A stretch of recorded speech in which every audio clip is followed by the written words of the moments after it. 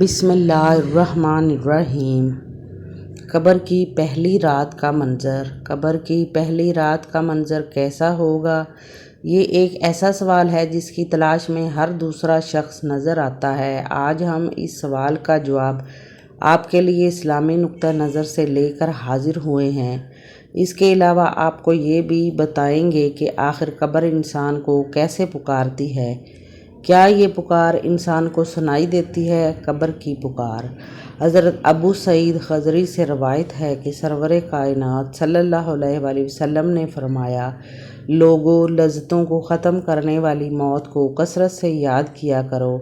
قبر ہر دن اپنے مردوں سے خطاب کرتے ہوئے اعلان کرتی ہے، میں غربت اور تنہائی کا گھر ہوں، مٹی اور کیڑوں کا گھر ہوں۔ جب مومن کو دفن کیا جاتا ہے تو قبر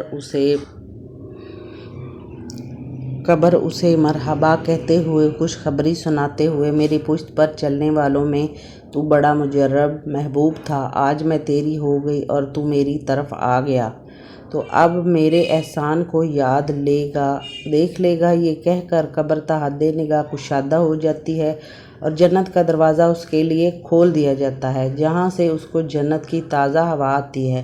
جب ابو ہریرہ رضی اللہ تعالیٰ عنہ کا بیان ہے کہ رسول اللہ صلی اللہ علیہ وسلم ایک جنازے میں شریک ہوئے، پھر فرمایا، میں بھی آپ صلی اللہ علیہ وسلم کے ہمراہ تھا۔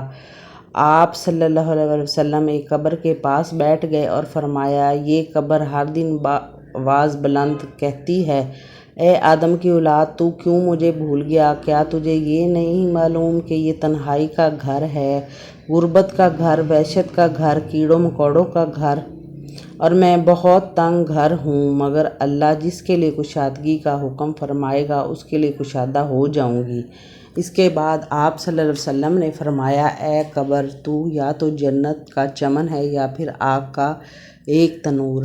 حضرت ابو حجاج رضی اللہ تعالیٰ عنہ سے روایت ہے کہ رحمت عالم صلی اللہ علیہ وسلم نے فرمایا، مردہ جب قبر میں رکھا جاتا ہے تو قبر اس کو کہتی ہے، اے ابن آدم، تو ہلاک ہوا، تجھے کس چیز نے مجھ سے دھوکے میں رکھا؟ کیا تجھے معلوم نہ تھا کہ میں فتنہ، تاریکی اور کیڑے مکوڑوں کا گھر ہوں؟ تجھے کس چیز نے مجھ سے بہکا کر نڈر کر دیا اور تو میری پشت پر خوب اکڑ کر چلتا تھا؟ اگر وہ مردہ نیک ہوتا تو اس کی طرف سے قبر کو جواب دینے والے جواب دیتے ہیں، اے قبر، تو دیکھ تو صحیح اس کے اعمال کیسے ہیں، یہ اچھائی اختیار کرتا تھا اور برائی سے باز رہتا تھا۔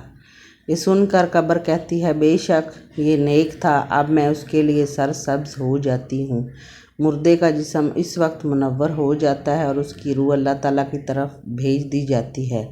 حضرت عبداللہ بن عبید رضی اللہ تعالیٰ عنہ سے روایت ہے کہ رسول اللہ صلی اللہ علیہ وسلم نے فرمایا، مردہ قبر میں بیٹھتا ہے اور ان لوگوں کے پیروں کی آواز بھی سنتا ہے جو اس کے جنازے کے ساتھ قبر تک گئے ہوں۔ مردے سے اس کی قبر کہتی ہے، اے ابن آدم، تیری ہلاکت ہو، تو نے میری تنگی، بدبو اور کیڑے مکوڑوں کا خوف نہیں کیا، اس لیے تو نے ان چیزوں سے بچنے کے لیے تیاری نہ کی۔ بدعمال مردے سے قبر کہتی ہے، تجھے میری تاریکی، میری وحشت، میری تنہائی اور تنگی اور میرا غم یاد نہیں رہا۔ اس کے بعد قبر اس کو جکڑ دیتی ہے، جس کے بعد اس کی پسلیوں کی ہڈیاں ایک دوسرے میں پیوست ہو جاتی ہیں،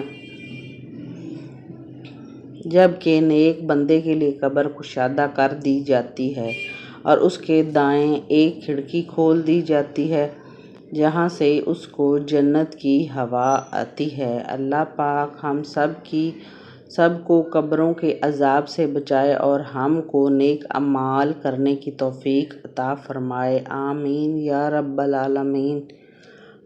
میرے چینل کو سبسکرائب کیجیے اور میری ویڈیوز کو دوستوں اور فیملیز کے ساتھ شیئر کیجیے۔ Thanks for watching.